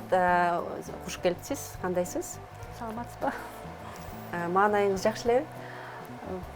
Жакшы, рахмат. Биз негизи азыркы көтөрүп аткан темабыз кичине мындай маанайыбызды түшүрчү тема деп ойлойм да. Анткени баштасак, ушу жумада биз чоң бир трагедия менен мындай ушу жума апта чоң бир трагедия менен коштолду да. Сокулукта эле жаныбызда эле болгон жерде 6 жашар баланы атасы, өгөй атасы сабап салган. Негизи ушу тема боюнча баштайлы, андан ушу мындай башка темага да өтсөк болот да, андан кийинчи бирок ушу тема менен баштагым келди. Анткени мен ойлойм, аптанын жыйынтыгын деп эле биз иш күнүнүн жыйынтыгын чыгарбастан негизи аптанын жыйынтыгын да чыгарып койсок болот да. Эмне үчүн ушундай болуп атат? Эмне биздин аталарыбыз, эмне үчүн биздин ушу билтеген эле биздин ага эжелерибиз ушундай мыкачы? Эмнеге ушундай мыкачы болуп калды? Эми ушул окуяны анализдесек, биринчиден бала деген кичинекей чагынан баштап, төрөгөндөн баштап тайнесинин колунда чоңоюптур. Себеп өзүнүн биологиялык атасы деген эртерээк кайтыш болуп калыптыр. Анан бала кичинекей чагында тайнесинин колуна берилиптир да. Анан кыска бир убакытка эле, бир айга эле келип, ушу мамасынын колуна келип бир ай жашаганы бир ай болуптур. Анан бул жерде өгөй атасы менен анан баланын ортосунда кандайдыр бир мамилелери келишпей, анан өгөй атасы жанакы кылган иши жанакы болуп атат да. Аябай отуруп алып басып алып сабаптыр го. Ушунчалык мыкачылык көрсөтүп, чыныгы ошо баласына катуу сабаптыр да. Анан сотрясение мозга деген диагноз бар. Анан ушуп деген диагноздар бар. Бул эми баланын ден соолугу негизи эмне үчүн биз балдардын укугун зомбоодон коргоодо ушул көп алдын алуу чараларга көп мындай көңүл бурабыз да. Себеп кичинекей балдардын ден соолугу, сөөгү, психикалык ден соолугу деген ушунчалык морт болот, ушунчалык чыдамсыз болот. Себеби деген чоң киши көтөрө алган түшүктү кичинекей балдар көтөрө албайт да. Анан эгерде убагында алдын ала алып ушул зор зомбулуктан коргоп калбасак, анда мындай кандайдыр бир зомбулукка учрагандан кийин, бирде мындай уруп сабоого учрагандан кийин же болбосо колу буту сынгандан кийин бул ден соолугуна зыян келтирди деп айтсак болот. Андан кийин бул баланы кайрадан реабилитация бир чараларын өткөрүү бул абдан кымбат нерсе болуп калат да. Себеби деген чыныгы бул балдарды, зор зомбулукка учураган балдарды реабилитациялык программаны өткөзгөндө көптөгөн психолог тараптан убакыт кетет, күч кетет. Анан эгерде профессионалдуу деңгээлде психолог реабилитация кылсын десек, ал кымбат мындай кызмат. Андан тышкары деген үй бүлөнүн чөйрөсү менен ушу кайрадан жакшыртуу бир жолго салыш үчүн ага да көп мындай чаралар өткөрүш керек да. Ошондуктан эгер негизи зор зомбулукка учураган адамдарды кайрадан мейли бала болобу, аялзат болобу, чоң киши болобу, аларды реабилитация программадан өткөрүш үчүн абдан көп каражат кетет да. Анан бизде негизи мен айтып кетет элем, өзүбүздүн мына бүгүнкү коомчулукта болуп аткан шарттарды айтып атам. Бүгүнкү күнү бизде коомчулукта ошо алдын алуу иштерине азыраак көңүл бурушат да. Муну биз превенция, профилактика деп айтабыз, бирок буга буну билебиз. Аны кантип маселеге аз көңүл бурат. Мындай качан окуя болуп калгандан кийин элдер ушул маселени көтөрүшүп, көйгөйдү көтөрүшүп, мындай пожарга реакция бергендей кылып эле мындай реакция болуп калат да. А негизи кандай болуш керек ошону айтып ушуга жеткизбеш үчүн деген, мисалы үчүн ушул үй бүлө боюнча, ушул үй бүлөнү мисалга келтирелик. Биринчиден, бала өзүнүн биологиялык энеси менен жашабаганы бул дагы жакшы көрүнүш эмес. Себеп бала кичинекей чагынан төрөлгөндөн баштап ал өзүнүн биологиялык энесинен мээрим алганга мындай өзүнүн укугу бар биринчиден. Андан тышкары мындай муктаждыгы бар да. Ал дайыма деген энесинин, биологиялык энесинин чөйрөсүндө чоңоюп, андан мээрим алганга, мындай тарбия алганга, аны кадимкидей төрөлгөндөн баштап ошондой муктаждыгы бар да. Бул өзүнүн мындай жеке муктаждыгы бар. Анан ошону мындай ошого жооп бериш үчүн деген эненин түшүнүгү болуш керек да. Анын сезими болуш керек. Анан жоопкерчилиги болуш керек. Ата энелик жоопкерчилиги болуш керек. Бүгүнкү күнү түшүнүгү жагынан, мындай билим жагынан, анан жоопкерлик жагынан деген ушу балдарын туугандарына берип койгон энелер, аталар мындай бүгүнкү күнү көп болуп атат да. Себеп алар мындай түшүнүгү дагы жок болуп атат. Эгерде баланы өзүм бакпасам, эгер тууганын колунан чоңойсо, кийин канчалык ушул баланын психоэмоциялык ден соолугуна канчалык зыян келтирет экен, алардын түшүнүктөрү жок болуп атат да. Алар ойлошот, эми кандай айырмасы жок, мен багамбы, менин туугандарым багабы, мен ойлойм айырмасы жок деп ошентип ойлошот да. Анан экинчиден өзүнүн мындай комфорттук жактарын карашат да. Себеби деген баланы караш үчүн убакыт керек, көңүл керек, каражат керек. Аны мындай короткусу келишпейт, аны кылгысы келбейт. Ошондуктан жеңил оокат көрүп, муну баланы деген бирөөгө берип койгонго ошону жеңил көрүшөт да. Өзгөчө ата энесине мындай айылга берип салышат го. Анан бизде дагы мындай айылга берип койгон дагы бир эми калып калган мындай каада салттар жок эмес, ал дагы бар. Анан бирок эгерде мурун берип койгонду бизде кичине чөйрөсү, айылда деген балага карата чөйрө кичине мындай коопсуздугу жакшы каралчу мурунчу. Себеби деген негизи мындай криминалдык обстановкада кичине башкача болчу, мындай миграция маселеси да көп күчөгөн эмес да. Бүгүнкү күнү ал жактар деген начарлап кеткен. Ошондуктан бүгүнкү күнү баланы үйдөн керек болсо подъезден чыккандан кийин эле, корого чыккандан кийин эле көп ата энелеринде мындайлар коркуп турушат. Эгерде баланы корого чыгарып койсом, анан улам карап турбасак, балким аны бирөө уруп кетет дегендей, бүгүнкү күнү ошондой бир коркунуч пайда болуп калган. Себеби деген чыныгы балдарга карата мындай коопсуздук зона деп коебуз, кадимкидей ичкерип калды. Бала кайсы жерге барбасын, үй бүлөдө болобу, көчөдө болобу, же болбосо деген мектепке барабы, башка мекемеге барабы. Бүгүнкү күнү чыныгы бул факт, бул болуп калган мындай бүгүнкү турмуш балдарга карата коопсуздук чөйрө кадимкидей мындай кыскарып калды. Зомбулукка ушул жылы аябай көп кабыл алды да, ушу алынышты да биздин балдарчы. Анткени ушу пандемияда өзүнүн таасирин берди, жанагы дистанттык билим берүү да өзүнүн таасирин берип жатпайбы? Бул маселе дагы бар, себеби деген эми 2019 жылында эле пандемияга чейин эле анализ кылсак, мисалы 2019 жылы жалпы Кыргызстан боюнча балдарга карата зорлук зомбулоо бир аз азайып кеткан да. Бирок ошол эле учурда жыныстык зорлук зомбулоо 50%га көбөйгөн. Өзгөчө кыз балдарга абдан көп болду. Андан тышкары эркек балдарга дагы жыныстык зорлук зомбулоо мындай көбөйгөнү мындай далилденип келатат да.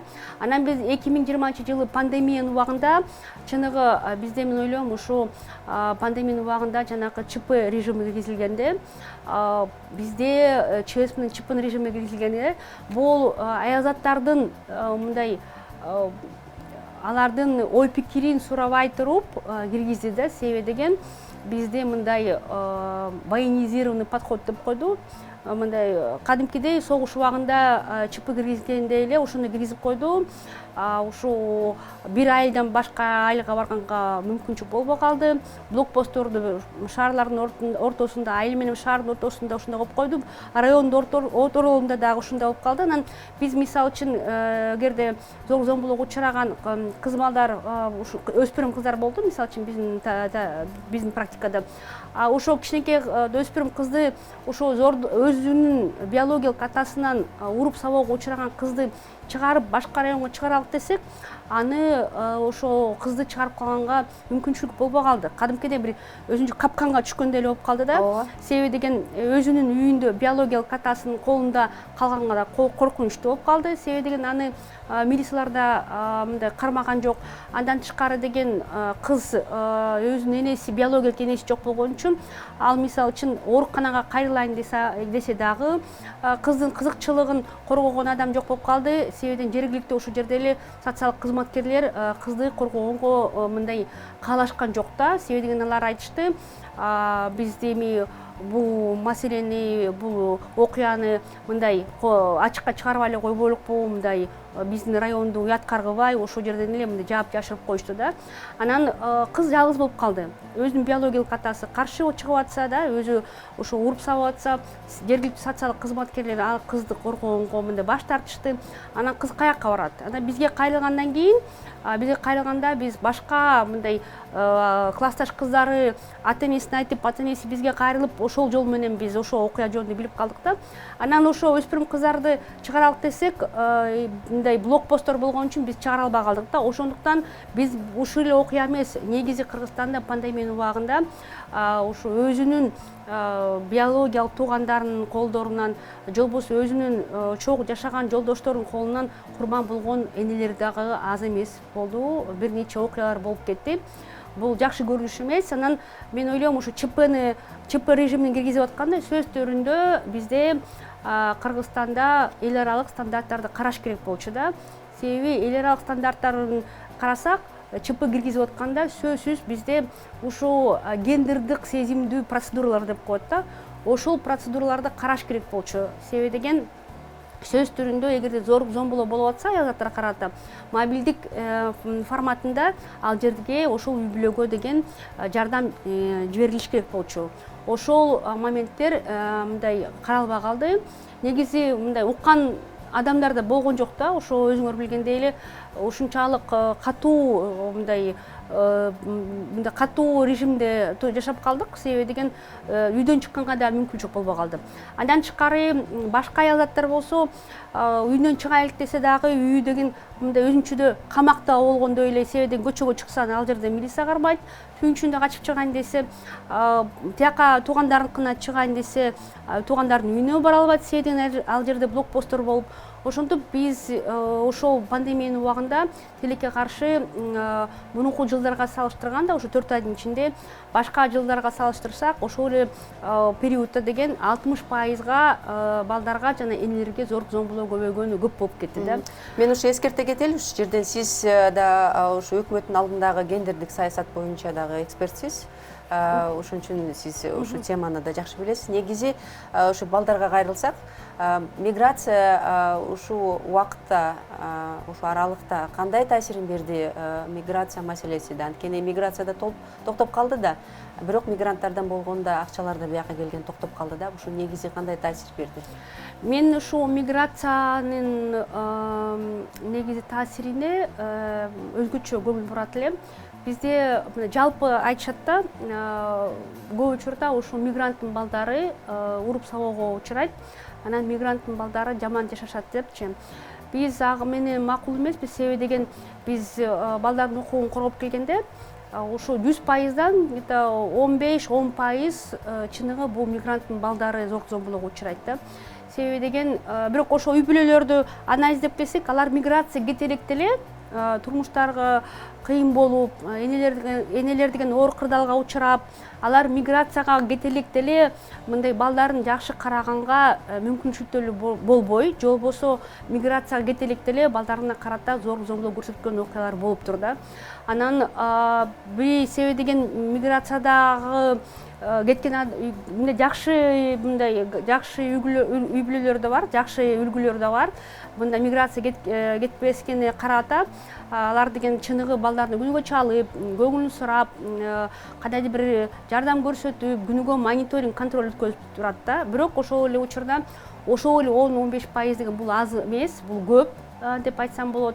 Себеби деген биздин практикабызда көп окуялар бар. Качандыр ушу балдарын керек болсо туугандарын эмес, жакшы тааныбаган бир тааныштарына калтырып, жакшы тааныбаган кошуналарын үй бүлөсүн таштап коюп, анан же болбосо жөн эле өспүрүм баласынын колуна эле таштап койгон окуялар бар да. Мисалы үчүн ата-энеси кетип калып, анан өспүрүм бала деген өзү бала болуп туруп, ал деген кичинекей балдарын, бөбөктөрүн бактырып коюп, ошондо кеткен энелер бар да. Сөзсүз биз албетте бул деген эң негизги көйгөй. Эгерде мындай баарын чогултуп туруп, мындай түйүн карасак деген, бул Кыргызстанда экономикалык саясат, социалдык жана экономикалык шарттар качан жакшыртуу этапына өтмөйүнчө, мен ойлойм, ушу энелер жана аталар негизи ушу үй бүлө деген биринчиден үй бүлө институту деген кадимкидей урап атат. Ата-энелер деген балдарын калтырып коюп, анан мындай да болуп калат экенде, балдарын калтырып коюп, алар башка мамлекетке кетип калып, ушу көп 2-3 смена менен иштесип, ошо режимге көнүп калышат. Анан балдары жок жүргөнгө да көнүп калышат экен.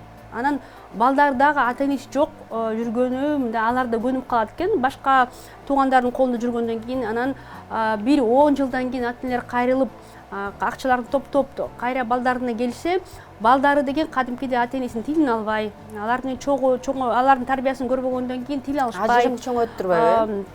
Ажырым чоңойгон үчүн деген мамилеси суук болуп, анан кадимкидей мерими жок болгондон кийин анан ата-энелер айтат, биз деген балдарыбызды жоготуп алган турбайлыкпы? Мындай фактически бар, өзүбүздүн байланышыбыз тыкыз, меримиз жок болгон үчүн деген анда мындай жок болгондой деле сезилип калат экен. Биз балдарга да керегибиз жок болгондой эле ушундай сезилип калат экен депчи. Бирок ошондой эле болот да. Ошондой эле болуп атат. Анан ошондуктан биз айтып атабыз, бүгүнкү күнү эгерде биз өзгөчө жалгыз боо энелерге жер жерлеринде иш орундарды түзүп бербесек, жумуш менен мындай иш орундары менен камсыз кылбасак, биз деген чыныгы мындай бир гана зордук зомбулоо маселеси эмес, бул негизи мындай мамлекеттин деңгээлинде боло турган көп көйгөйлөргө учурайбыз да. Себеби деген бүгүнкү күнү айылдарга барсаң, жалаң мындай карыя ата-энелери калып калды, мындай алдуу күчтүү адамдар деген жок, тургундар жок. Себеби деген бүт бардыгы миграцияда жүрүшөт да. Бул жакшы көрүнүш эмес. Андан тышкары ошол алдын алуу чаралар жөнүндө биз маселе кылып кетпедикпи? Жанагы кайра эле 6 жашар баланын үй бүлөсүнөн кайрылсак деген. Мисалы үчүн эл аралык стандарттарды карасак деген мындай үй бүлө деген сөзсүз эң үчүн бала тайнесинин колунда чоңоюп атат деп ушул мейли ат башыда турабы кайсы жерде турабы ал жерде дагы мындай баалоо мониторинг өткөрүш керек болчу да ушул окуя боло элек деле. А бул жерде эмне үчүн ошо баланын биологиялык энеси бар сокулукта эмне үчүн өзүнүн баласын өзү карабайт деп алдын алуу мындай социалдык кызматкерлер барып мониторинг кылып кадимкидей маекке чакырышып мындай баалоо системасын өткөрүш керек болчу да. Ошондо деген кадимкидей ушу мен ойлойм биз ишенбейбиз да ушу атасы биринчи жолу баланы жанакы өгөй атасы баланы биринчи жолу урду деп биз өзүбүздүн жеке ой пикирибиз бар. Бул пикирибизди биз көп иштейбиз да ушу практикабыз абдан көп да биз ойлойбуз бул баланы биринчи жолу урган эмес, бул баланы мурунтан деле уруп келген. Себеби деген ушунчалык мыкаатчылык менен коркпой баланы урганы бул деген эмнени билдирүүсү? Бул система түрүндө мындай тартынбай баланы урганы да. Себеби деген 6 жаштагы бала чоң адамга кандай мындай кандай зыян алып келет? Кандай мындай туруштуулукту бере албайт да. Андай эмне себеп болду ушу баланы ушунчалык басып алып, ушунчалык мажбурлаган эмнеге, кандай эмелер болду, себептер болду. Ошондуктан биз айтып атабыз, бүгүнкү күнү ушул адамдын өзүнүн психикалык жактан да нерселерди да биз көп талкуулашыбыз керек деп ойлойм. Анткени бул кичине бир мээсинен ажыраган адам болуш керек. Кичинекей балдарды отуруп алып, ушуну басып алып, үстүнө басып алып сабаган деген бул эмне деген адам болуш керек, айбан эле болуш керек да. Биз мындай да ушул адамдар менен биз көп иштейбиз да. Анан бир чыныгы кээ бир ата-энелер чыныгы балдарын кантип тарбиялайбыз деп тарбиялоо жакшыртуу методдорду билбеген үчүн балдарды өзүнчө мындай жакшы бир калп келем деп алар ушинтип уруп сабоо методдору менен иштешет да. Меники дейт да, ар бир ата-эне ойлойт, менин балам эмне кылам, ошо кылам дейт да. Ну менчик катары карашат. Менчик катары карап, анан балага болгон мамилеси да ошондой болуп калат экен да. Эгерде укпаса, анда мындай уруп сабап коет. Анан уруп сабоо жолу менен мен тарбияга адатка айланат. Анан мен ойлойм, бизде мисалы үчүн укук коргоо система деген бизде чыныгы мындай жыл сайын мындай салыштырабыз да. Мурунку жылдара караганда профессионалдуу деңгээлде иштеген милициялар абдан мындай азайып баратат да. Мурун кичине профессионал деңгээлде иштеп, кичине кат жиберсең да адекваттуу жооп берип, мындай мыйзамды карашып жооп беришчи да. Мисалы үчүн 5 жылдын ичинде, акыркы 5 жылды мониторинг кылсак деген мындай бул системаны түшүнбөгөн, мыйзамды билбеген, анан мыйзам мындай маданиятын билбеген адамдар көп келип, ошондой адамдар келип иштеген мындай күбө болуп атабыз да. Бул жакшы билдирүү эмес, себеби деген качандыр ушу өкмөттүн деңгээлинде, кайсы деңгээл болбосун, мейли район деңгээлинде, шаардын деңгээлинде, республиканын деңгээлинде ушу укук коргоо системасында иштеп аткан адамдар качандыр ушу профессионал деңгээлине жооп бербесе, жогорку профессионалдык критерийлерге жооп бербейинче, бизде ушу адамдын укугун коргой турган адамдар жок болуп калат да. Өкмөт тараптан бизге мындай кепилдик берилбей калат да. Эгерде МВДнын деңгээлинде жакшы профессионал деңгээлинде иштеген адамдар болбоюнча, миссиялар болбоюнча деген биз мындай кепилдикти сезбейбиз. Бизде деген чыныгы мындай толук кандуу адамды биздин укугубузду бирөө коргоп берет деп. Андан тышкары деген бизде ушу алдын алуу ишин дагы ушу зор зомбулукка учурабасын десек, ушу алдын алуу иштерин кантип түзөбүз деп атпайлыкпы. Бул түзмө-түз биринчиден ушу үй бүлөлүк зор зомбулоону эгер жокко кетирейик десек, анда биринчи очередте бизде жанакы охранный ордер деп атпайбызбы? Ушу охранный ордерди берген, анан ошол охранный ордер кандай иштеп аткан ушу мониторинг системасын ишке ашырыш үчүн дагы бул жактан дагы сөз түрүндө профессионал деңгээлде иштеген мындай милициялар керек. Эгерде ал жерге мисалы үчүн Бишкек шаарын алсак, биз акыркы жылы деген охранный ушу үй бүлөнүн чөйрөсүндө зор зомбулоо болуп атса, анан деген жолдошунун атасына же бир тууганына деген карата атайын охранный ордер берилет да. Ушу мындай зорлук зомбулукка учураган адамга сен жолобойсуң депчи бир нече күн деп. Анан ошо охрана ордер бергенден кийин ал ошо режимди сакташ үчүн улам деген участковыйлар, тергөөчүлөр аны мониторинг кылып турат да, чыныгы ошо адам деген жабыркан адамга ошо күнөөкөр адам деген жабыркан адамга жолобосун деп. Охрана ордер болсо эле чечилип калат.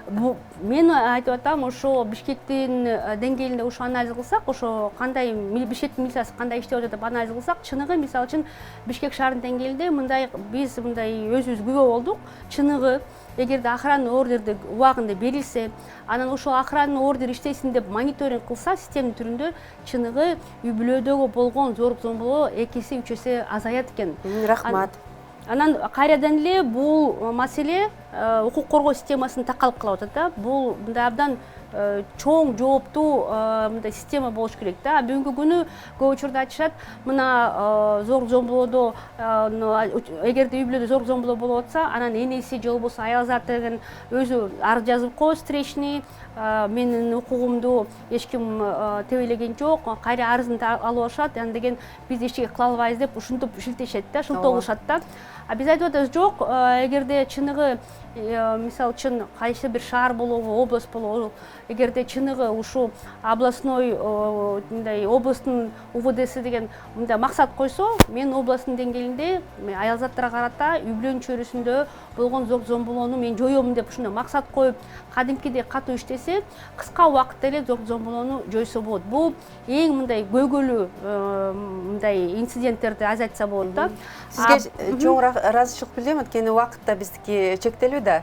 Мындан кийин да бизде программаларыбыз бар. Сизге чоң ыраазычылык билдирем. Бизге келип, ошо болуп аткан маселелер боюнча маектешкениңиз үчүн. Урматтуу телекөрүүчүлөр, айта кетсем, биз менен Назгүл Турдубекова болду, баланын укугун коргоочулар лигасынын директору. Саламатта болуңуздар. Биз рекламага узатсак, биздин эфирибизди берүүнүн башкы өнөктөшү Имарат Прогресс курулуш компаниясы болду. Компания өлкөдөгү 24 жылдык тажрыйбасы бар.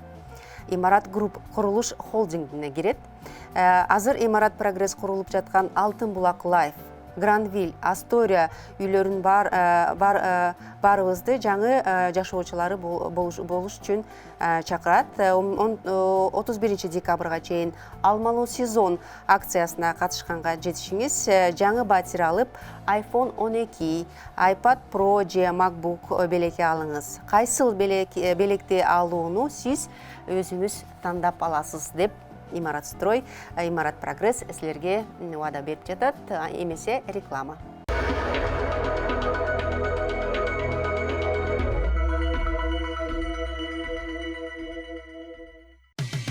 Кечтин кезекчиси Кайыргүл Урумканова.